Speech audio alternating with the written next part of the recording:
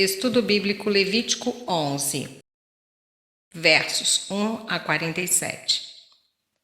Moisés instruiu os israelitas acerca dos princípios de purificação, mostrando-lhes que não somente os cadáveres, versos 24, 27 e de 31 a 40, mas também algumas criaturas perfeitamente saudáveis deveriam, por razões menos evidentes, ser consideradas imundas e, portanto, ignoradas como alimento. As palavras-chave dessa seção são limpo, imundo, abominação, contaminar, santificar e santo. Embora um dos resultados de todos esses regulamentos fosse a preservação da saúde, não é a mesma coisa que quer dizer que a preservação da saúde fosse a motivação. As leis não podem ser assim racionalizadas. Um rápido olhar pelo capítulo 11 para contar as ocorrências dessas palavras ressalta o propósito desta subdivisão e que é declarado no verso 44, para que Israel não se contaminasse. Ou seja, era preciso ensinar o povo hebreu a fazer a diferença entre o limpo e o imundo. Os meios de manutenção e restauração da pureza cerimonial são, portanto, apresentados nos capítulos 11 a 15 e tratam das leis da pureza. Não muitas dessas restrições se aplicam aos dias de hoje, mas podem ser lidas com interesse e pode-se reconhecê-las como regulamentos que ajudavam Israel a manter-se separada, na qualidade de nação diferente das outras nações idólatras ao seu redor. Finalmente, é Cristo, o grande mediador e sumo sacerdote, que triunfa sobre a morte e a corrupção em favor daqueles que nele confiam. 1 Coríntios 15, verso 20 a 28 e 50 a 57. Versos 2 a 8. São estes os animais que comereis. Deuteronômio 14, versos 3 a 8. Embora a passagem em Deuteronômio apresente uma lista dos animais limpos, como também dos imundos, a passagem correspondente em Levítico apresenta apenas a lista dos imundos. O critério da pureza, contudo, está indicado em ambas as passagens. O animal tinha de possuir casco fendido e ser ruminante, verso 3. Nota: as restrições que se impuseram na dieta dos membros da teocracia hebraica tinham razão determinada, ou pela higiene, ou pela religião cumprida em Cristo. Assim como acontece com todos os tipos, promessas e profecias do Antigo Testamento. Atos 10, 14 e 15, 15 versos 28 a 29, Colossenses 2, 16, 1 Timóteo 4, versos 3 e 4. Examinando bem a lista dos animais imundos, percebe-se que, em cada caso, uma ou mais das seguintes 3 considerações entram em pauta.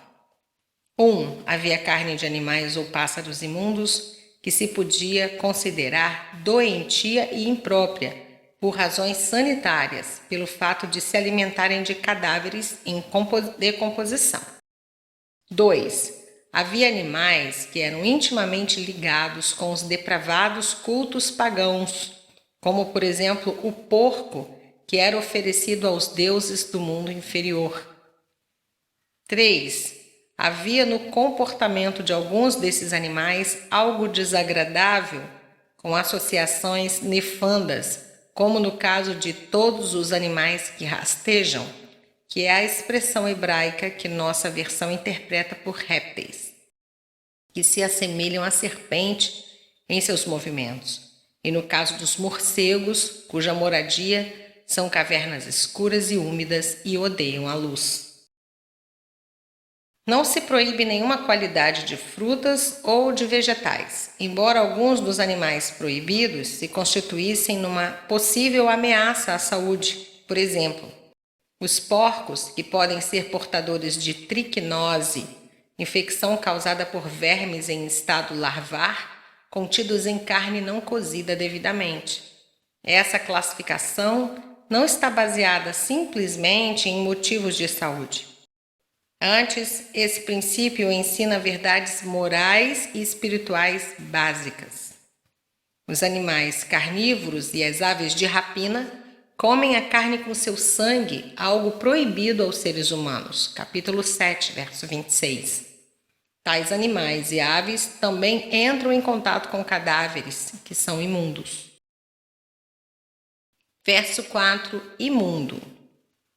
Não sujo, mas inapto, impuro. Nota-se que a palavra pecado raramente aparece junto com o conceito de imundo, sendo que esse pertence ao campo da observância cerimonial correta e não da pureza ética. As leis contra a imundície enfatizavam a santidade de Deus.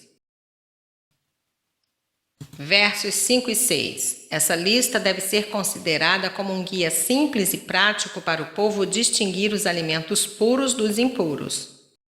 Definições científicas quase não entram em pauta. O Arganaz vivia nas covas e nas fendas das rochas, Salmo 104, 18, sendo tímido e indefeso, Provérbios 30, 26. Os árabes os comem, mas não os oferecem aos hóspedes. A lebre era um animal pouco conhecido por ser silvestre, diferente do coelho, que era domesticado. Verso 8. Da sua carne não comereis.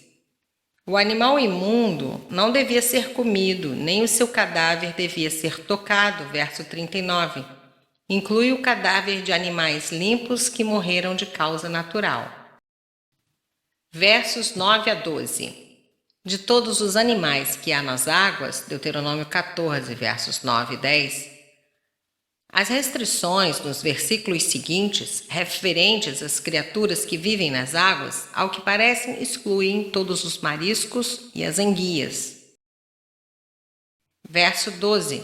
Somente peixes comuns, com barbatanas e escamas, eram limpos. Outras criaturas aquáticas eram imundas e, portanto, não eram comestíveis.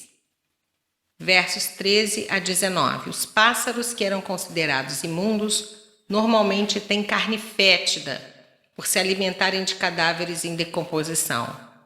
Nem sempre se sabe definir os nomes hebraicos dos pássaros, e o atual governo de Israel está se empenhando em verificar até que ponto o canto, os hábitos ou a aparência da fauna alada daquela república dão uma pista para identificar aqueles nomes que lhes foram colocados há tantos milhares de anos. O quebrantoso é um abutre que deixa cair os ossos das suas vítimas contra os rochedos para extrair o tutano. O corvo inclui, dentre as suas espécies, a gralha, mas o corvo marinho é o cormorão, que pertence à espécie de pelicano. A gaivota é um pássaro marítimo que às vezes vem em bandos para o interior. O mocho é um tipo de coruja. O avestruz já não se acha mais em Israel. A polpa tem um penacho de plumas vermelhas. Vê-se que não há nesses versículos uma tentativa de oferecer uma lista cientificamente classificada. Versos 20 a 23. Insetos saltadores podiam ser comidos, mas não outros insetos. Verso 22. A locusta aqui mencionada até hoje se vende nos mercados árabes, seja por medidas, seja em molhos amarrados com linhas. Conserva-se em sacos para alimentação no inverno. É assada na brasa ou cozida por fervura branca em manteiga, para depois ser comida com sal, especiarias e vinagre. Rejeitam-se a cabeça e as asas. A locusta pode ser dessecada, moída e transformada em bolo. Os povos daquela região tinham bons motivos e ensejos para poderem definir exatamente todos os tipos de locusta que lhes estragavam os plantios, tornando-se em desgraça nacional, como a que se descreve em Joel 1, versos 4 a 20. Séculos mais tarde, os rabinos definiram 80 tipos, mas a narrativa bíblica só emprega 9 termos hebraicos para a locusta, os quais os cientistas modernos estão tentando definir, achando que pode se tratar de várias épocas diferentes no crescimento da locusta. A tradução portuguesa menciona locusta, grilo, gafanhoto, migrador, gafanhoto devorador, gafanhoto cortador, gafanhoto destruidor. Verso 27. Todo animal quadrúpede, completamente sem casco, como o cachorro, o gato, os felinos em geral, etc. Versos 29 e 30. Estes vos serão imundos. Animais imundos de tamanho menor são acrescentados à lista. Versos 31 a 33. A expressão enxame de criaturas se refere aos bichinhos que vivem nas casas, nas roupas ou nos utensílios domésticos. Qualquer objeto se tornava imundo quando entrava em contato com as criaturas imundas enumeradas, estando elas mortas, e tinha de ser lavado para poder ser novamente usado. O vaso de barro, sendo objeto de cerâmica, não bastava ser lavado, tinha que ser destruído.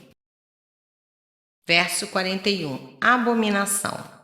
É toda prática ofensiva a Deus e contrária ao seu plano de proporcionar ao povo escolhido uma vida agradável a Ele, quer seja referente a itens proibindo comida considerada imunda, quer seja a idolatria, a prostituição e a desonestidade. Segundo Reis 23:13. Verso 44. É muito significativo para se entender as relações do povo de Israel com Deus que o motivo para não se comer aqueles alimentos não era um tabu baseado no medo. Antes, era um desejo de honrar a Deus, cuja mão era vista na história nacional. A obediência àquelas regras os separava para o serviço de Deus, para assim os tornar o povo santo com quem o Senhor habitava. Versos 46 e 47. Com a vinda de Cristo, as exigências cerimoniais mosaicas tornaram-se obsoletas. Disse Jesus: não é o que entra pela boca que contamina o homem. Mateus 15, verso 11.